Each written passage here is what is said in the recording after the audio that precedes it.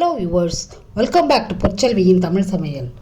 இப்போது பால் பணியாரம், அதாவது தேங்காய் பால் ஊற்றி பால் பணியாரம், செட்டிநாட்டு பலகாரம் எப்படி பண்ணுறதுன்னு பார்க்கலாம்.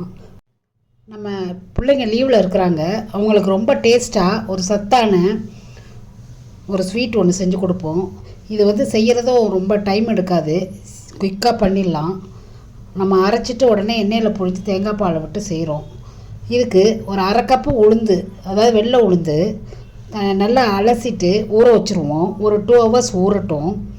இதில் நம்ம சமப்பங்கு உளுந்து சேர்க்கறதுனால ப்ரோட்டீன் ரிச்சுன்னு சொல்லலாம். இதை இப்போ 2 hours ஊற விட்டுடலாம் தண்ணியை ஊற்றி.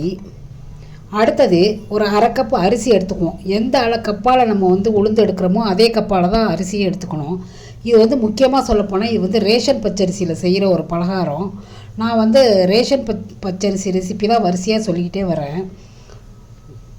இதையும் அதே மாதிரி நல்லா பச்சரிசியும் கழுவிட்டு 2 மணி நேரம் தண்ணியை ஊற்றி ஊற வச்சுருவோம். ஊற வச்சுட்டு அப்படியே மிக்சியிலே அரைச்சிக்கலாம். இதுக்கு ரொம்ப சிரமப்பட வேண்டாம். அரைச்சிட்டு அதில் கொஞ்சமாக சோடா மாவு, ஆப்ப சோடா மாவு, அதாவது பேக்கிங் சோடா சேர்த்துக்கலாம். சேர்த்துட்டு அதை நல்லா கலந்து விட்டுக்கலாம்.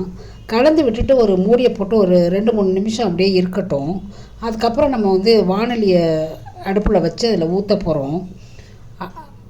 வானலியை அடுப்பில் வச்சுட்டு எண்ணெய் விட்டுட்டு மீடியம் ஃப்ளேமில் கொஞ்சம் கொஞ்சமாக ஒரு ஸ்பூனில் விட்டாலும் சரி, ஒரு பேக்கில் விட்டுட்டு ஒரு ஓட்டை போட்டு அது வழியாக புழிஞ்சு விட்டாலும் சரி, நல்லா அழகாக பாலாக சூப்பராக டேஸ்ட்டாக ஒரு பணியாரம் நமக்கு ரெடி ஆகிடும்.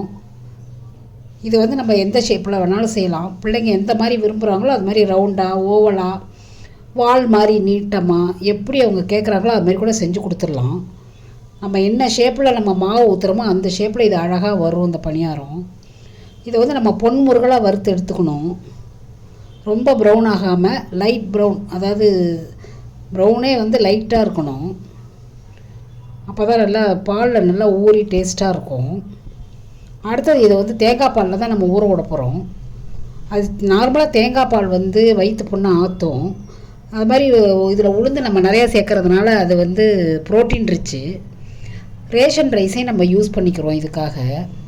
குழந்தைங்க லீவில் இருக்கிறப்ப ஏதாவது டெய்லி ஒரு ஸ்நாக்கு டிஃப்ரெண்ட்டாக நம்ம பண்ணி கொடுத்தோம்னா நல்லா ஹாப்பியாக சாப்பிடுவாங்க. இப்போ பாருங்கள், அந்த மாவை விட்ட உடனே அது நல்லா வெந்ததுக்கப்புறம் அப்படி மேலே எழும்பி பால் மாதிரி உப்பி சூப்பராக வரும். நமக்கு பார்க்கவே ஆசையாக இருக்கும். அது தேங்காய் பாலில் ஊறுறப்போ ஒரு சாஃப்ட்னஸ்ஸு, ஒரு டேஸ்ட்டு. ரெண்டாவது நம்ம அதில் சுகர் வேறு போடுறோமா, ஸ்வீட்டாக கொடுக்குறதுனாலும் கொடுக்கலாம். அல்லது சில குழந்தைங்க அப்படியே சாப்பிட்றதுனா சுகர் போடாமல் கூட கொடுக்கலாம். நம்ம பெரியவங்க சுகர் உள்ளவங்களாம் அப்படியே சாப்பிட்றலாம். குழந்தைகளுக்கு கொஞ்சம் சர்க்கரை போட்டு அந்த ஏலக்காய் பொடியும் போட்டு அதோடு கொடுத்துடலாம். இது தேங்காய் பாலில் ஊறினதுக்கப்புறம் பார்த்திங்கன்னா சரி டேஸ்ட்டாக இருக்குங்க. செஞ்சு பார்த்துட்டு கமெண்ட் பாக்ஸில் போடுங்க.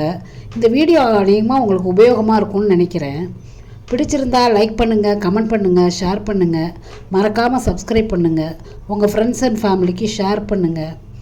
பெல் ஐக்கானையும் அமைக்கிக்கோங்க. அப்போ தான் நான் போடுற வீடியோ அப்பப்போ உங்களுக்கு நோட்டிஃபிகேஷனில் சேரும். எல்லாமே ஓரளவு யூஸ்ஃபுல்லான ஒரு வீடியோ தான் நான் போடுறேன். அதாவது ப்ராக்டிக்கலாக நம்ம என்ன ஈஸியாக செஞ்சு குழந்தைங்களுக்கு கொடுக்கலாமோ இல்லை பெரியவங்க சாப்பிட்லாமோ அந்த மாதிரி வீடியோ தான் நான் போட்டுட்ருக்கேன். இன்னும் சொல்லப்போனால் ஈஸியாக உள்ள, நல்ல டேஸ்டியாக உள்ள, சத்துள்ள பலகாரம் தான் என்னுடைய வீடியோவில் போட்டுட்ருக்கேன். இதை செஞ்சு பார்த்துட்டு எனக்கு கமெண்ட் பாக்ஸில் போடுங்க. வேறு லாங்குவேஜில் வேணும்னாலும் அதை கமெண்ட்டில் எழுதுங்க. தேங்க்யூ ஃபார் வாட்சிங். வணக்கம்.